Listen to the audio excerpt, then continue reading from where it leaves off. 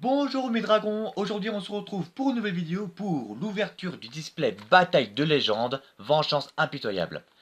Alors ce display il est très attendu parmi les joueurs et collectionneurs et parmi les fans de la première saison de Yu-Gi-Oh parce que dedans on retrouvera les cartes qui proviennent de l'anime qui ne sont pas encore sorties à l'époque. Et ce n'est pas tout dans ce display, on aura bien sûr les nouveaux monstres Time Lord avec les pièges qui vont avec et la réédition des deux premiers Time Lords qui sont sortis précédemment dans différentes éditions.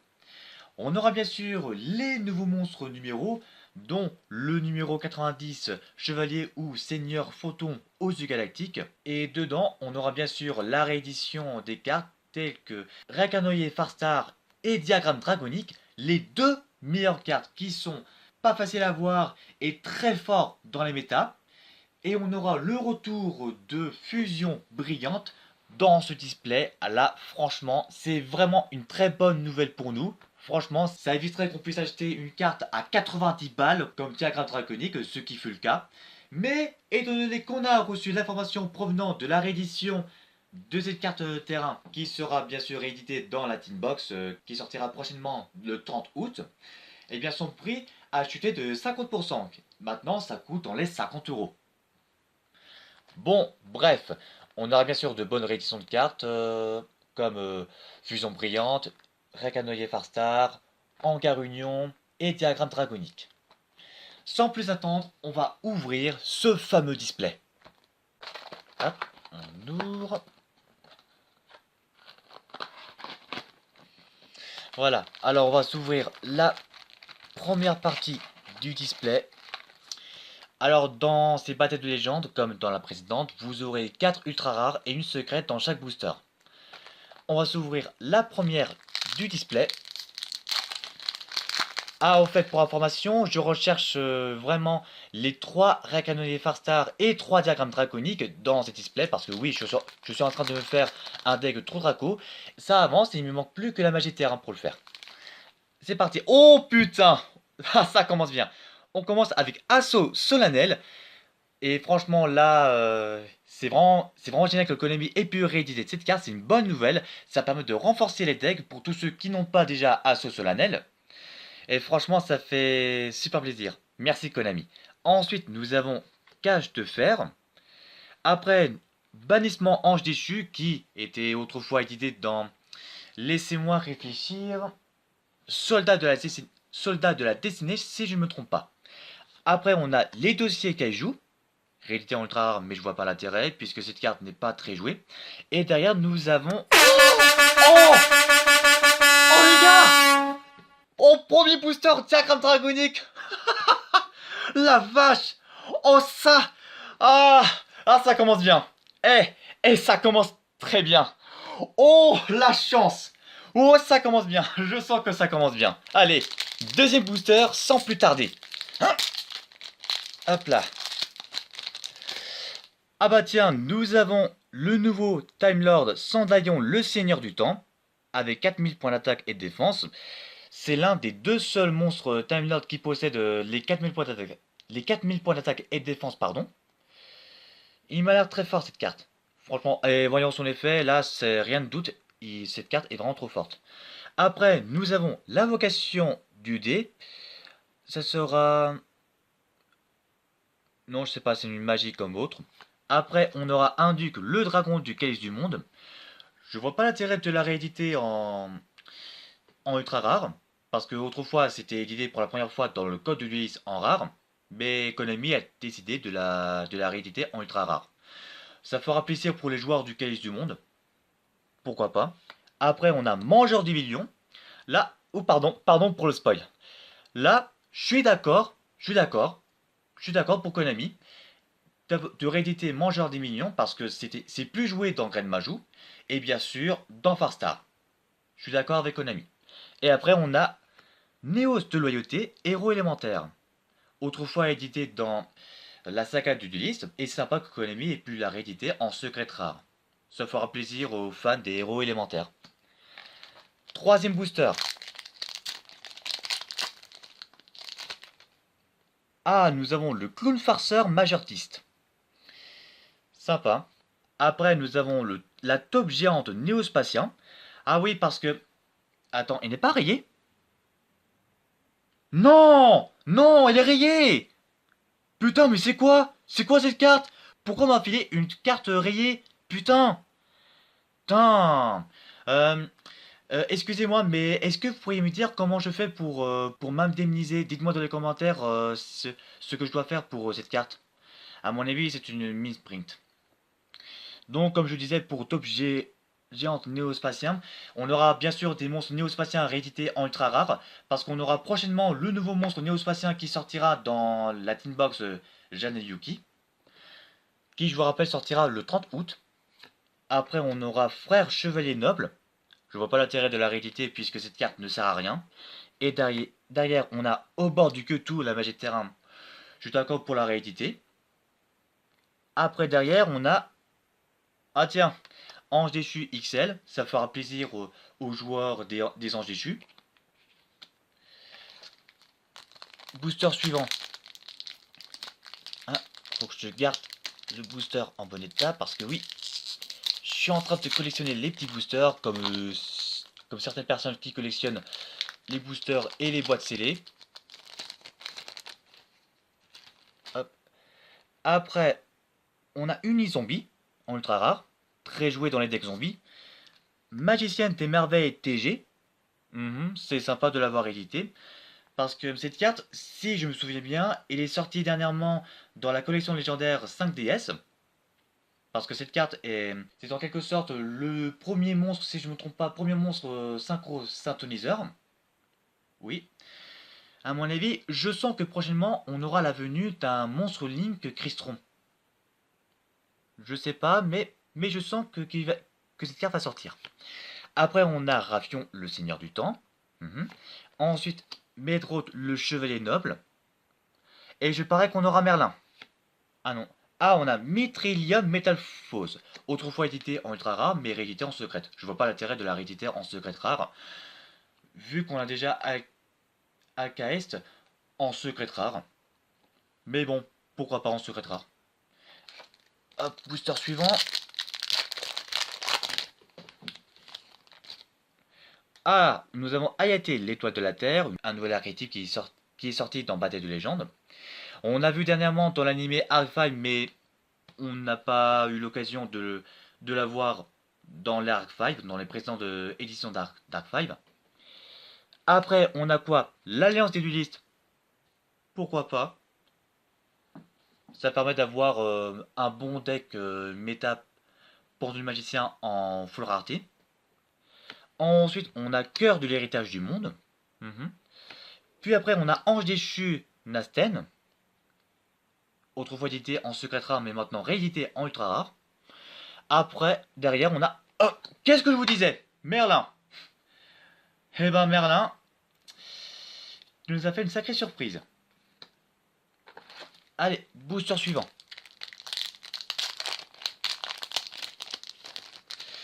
Encore le clown farceur majortiste, trappe sans fond, chevalier de fer, une carte qui provient de l'animé autrefois dans la première saison de Yu-Gi-Oh! Puis une zombie à Cyber Urgence. À mon avis, ça sera utilisé dans le deck Cyber Dragon. Ça, je vous le garantis que ça sera très très joué dans le deck Cyber Dragon. Prochainement. Parce que comme on aura des nouveaux monstres cyber dans la prochaine édition qui sortira à la fin du mois de juillet, moi je pense que le Cyber Dragon va revenir en force. C'est pas sûr. Ah, on a le numéro 41 Bakoska réédité en ultra rare. Après, nous avons Bannissement Ange déchu. Ah, Manifestation Altergeist avec la modification de l'effet. Je vous avais expliqué autrefois dans le deck profile Diabolos Darknest que il y aura une modification des deux cartes Altergeist qui seront rééditées dans Bataille de légende. Voilà. Après, on a Métaillon, comme je vous l'avais dit, Métaillon qui est réédité dans Bataille de légende. Et après, on a Trudy, la sorcière. Je vous rappelle que cette carte vient tout droit de l'anime. Ensuite, booster suivant. On a Contact Conversion qui sert pour les néospatiens. Après, on a Pyrorex, le seigneur élémentaire. On aura bien sûr Windrose qui sera réédité dans la bataille de légende. Après, ah bah tiens, comme je vous le disais, Windrose. Comme par hasard. On a Dauphin aquatique néospatien. Et après derrière, oh, Dragon comme Blark topologique. La carte qui sera très jouée dans la méta. Là, je vous garantis que cette carte sera très jouée dans la méta. Parce que, attendez, je vous lis l'effet. Alors, durant votre main phase, si cette carte est liée extra et que votre adversaire a minimum une carte dans sa main, vous pouvez faire défausser une ou deux cartes, le plus grand nombre, à votre adversaire. Puis, s'il n'a plus de cartes dans sa main, infligez-lui 3000 points de dommage. Franchement, c'est très fort, mais uniquement si cette carte est extra liée. Puis son premier effet, c'est que si un autre monstre est invoqué spécialement dans une zone pointée par un monstre lien, tant que ce monstre est sur le terrain, défaussez une ou deux cartes au hasard, puis votre adversaire défausse le même nombre. Et franchement, ça sert à débarrasser toutes les cartes de l'adversaire, puis à afficher 3000 points en pleine face, si jamais l'adversaire n'a plus de cartes dans sa main. Franchement, elle est très forte cette carte. Très forte cette carte. Ensuite après, le booster suivant.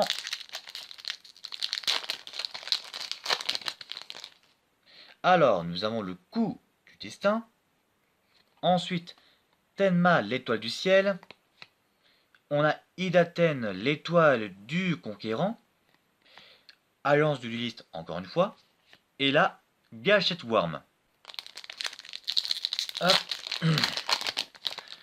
Alors, encore Manifestation Altergeist. Ensuite, Rituel du Litmus, le maudit. Alors, je vous rappelle que cette carte magie vient tout droit de l'anime GX. Cyberdragon. Colibri aérien néospatien. Ah, qu'est-ce que je vous avais dit? Fusion brillante, fusion brillante. Waouh, ça fait super plaisir. Fusion brillante, c'est génial. Il nous reste encore combien de boosters? 3 boosters à ouvrir. Avant-dernier booster de la première partie. Alors, nous avons Norito, l'autorité morale, réédité, c'est sympa de l'avoir, très content.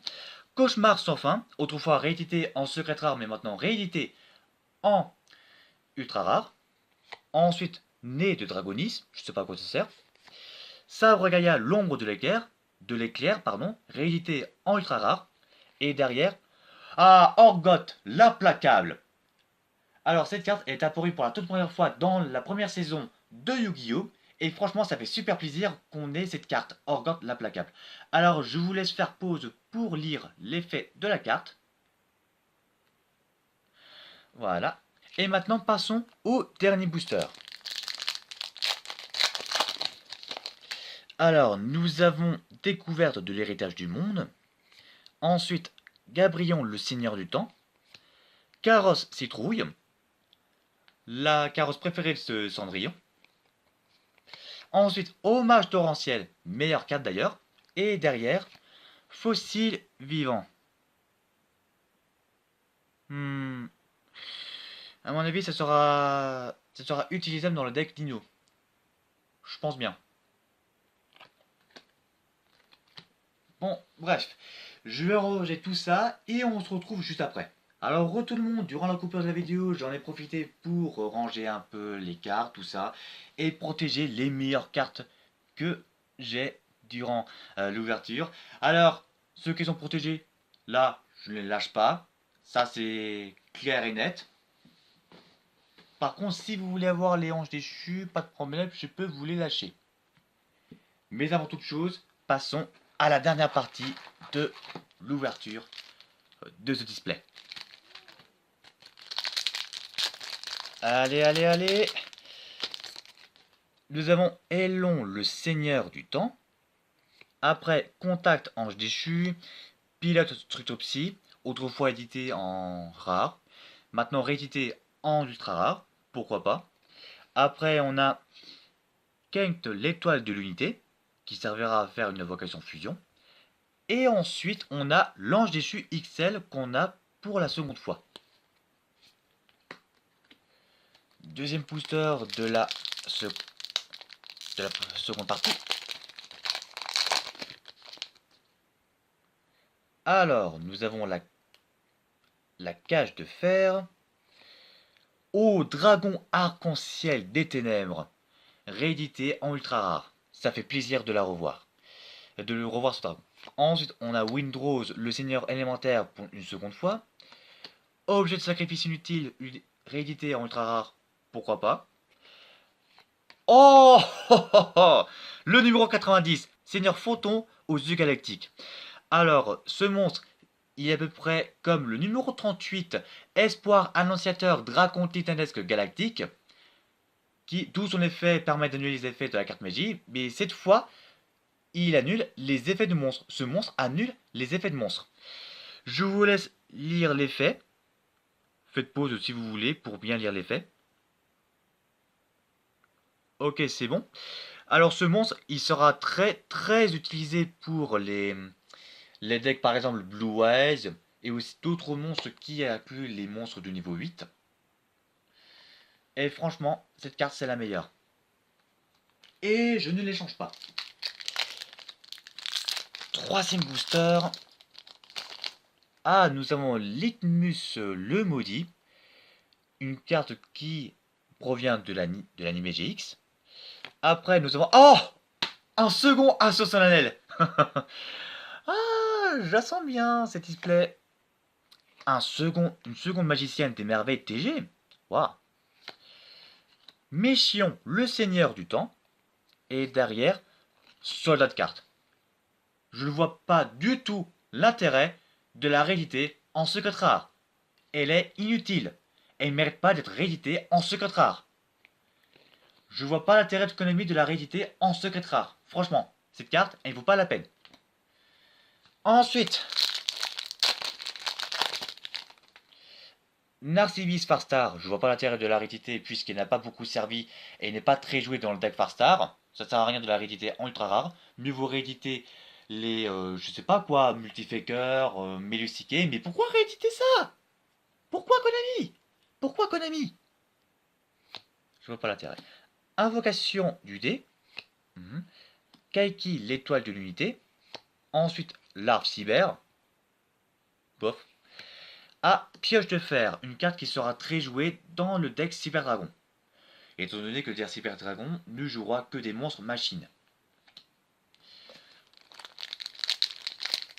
Ensuite, dans le booster suivant, alors nous aurons... Ah bah tiens, Shura, l'étoile de combat. Après, on a un deuxième Cyber Dragon. Ensuite, Cyber Eltana. Un de second pilote Structopsy. Et derrière, Dragon d'Hibernation.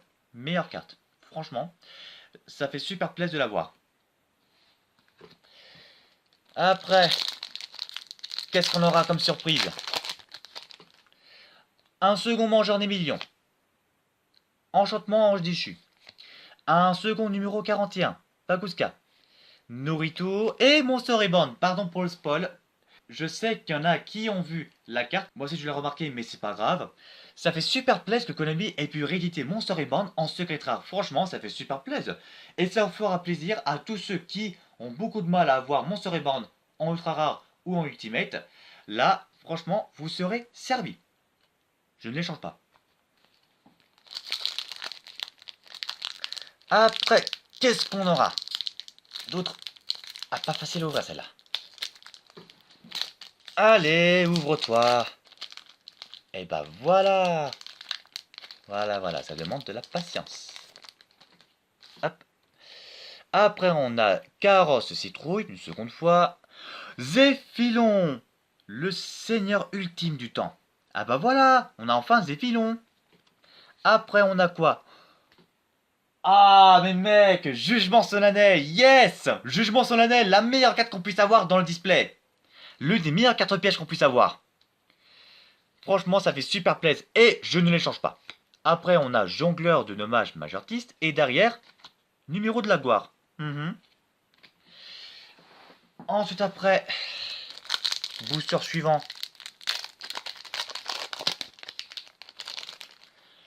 Au bord de Q2 une seconde fois. Ensuite, Exia Altergeist avec la modification de son effet. Après, un second contact ange déchu. Un second chevalier de fer. Et derrière, un second Néos de loyauté héros élémentaire. Ok. Alors, il nous reste combien de boosters? 1, 2, 3, 4. 4 boosters.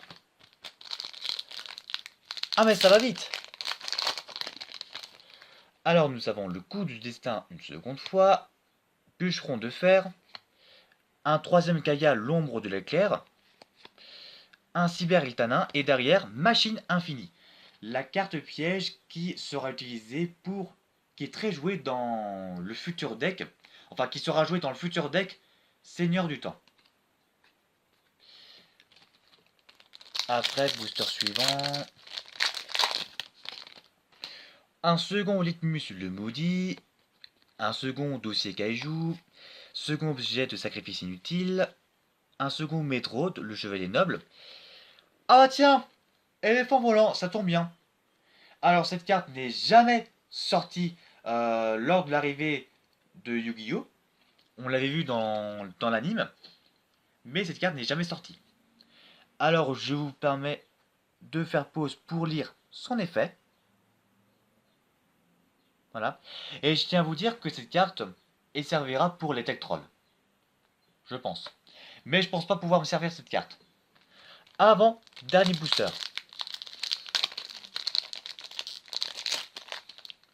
Espérons qu'on ait la piège Farstar. On a larve cyber une seconde fois. Ah tiens, AKS métal fausse pure. En ultra rare. Comme par hasard.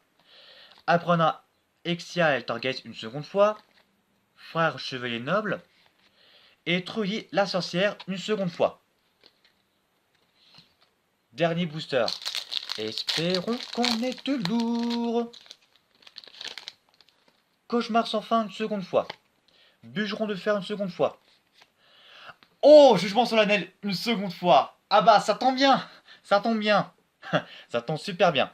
Ensuite, un second jongleur de dommages, mage artiste. Et derrière... Ah bah ça tombe bien, c'est la carte que je voulais. C'est la carte que je voulais dernièrement. Et ça sort en dernier booster. Ça sort en dernier. Dragon garde Borel. La carte qui sera bien sûr jouée dans certains decks. Alors, je vais vous lire l'effet. Non destructible par des effets de cartes. Bah, comme pour le charge Borel, mais sauf que c'est les effets de monstres. Non ciblables par les effets de monstres.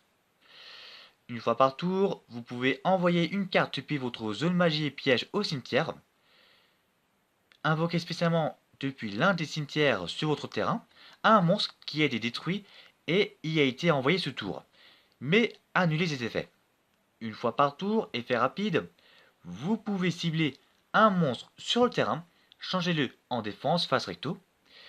Votre adversaire ne peut ni activer de carte ni d'effet en réponse à l'activation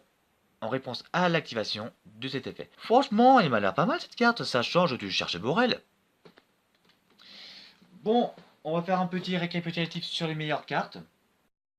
Alors voilà, petit récapitulatif de ce que nous avons. Alors, en premier lieu, nous avons le Dragon Gnoblar topologique, Dragon Garde Borel. Ensuite, numéro 90, Seigneur Photon aux yeux galactiques.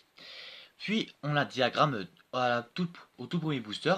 Alors, je me suis renseigné sur diagramme draconique, sur carte Marked, et j'avais remarqué comme quoi que le prix actuel de la version crise maximale est à 15 euros. Je vous avais dit que la magie terrain avait baissé de 50%, mais je me suis trompé. Ça a baissé dans les, on va dire, 85%. C'est vraiment énorme. En un an, ça a baissé de 85%.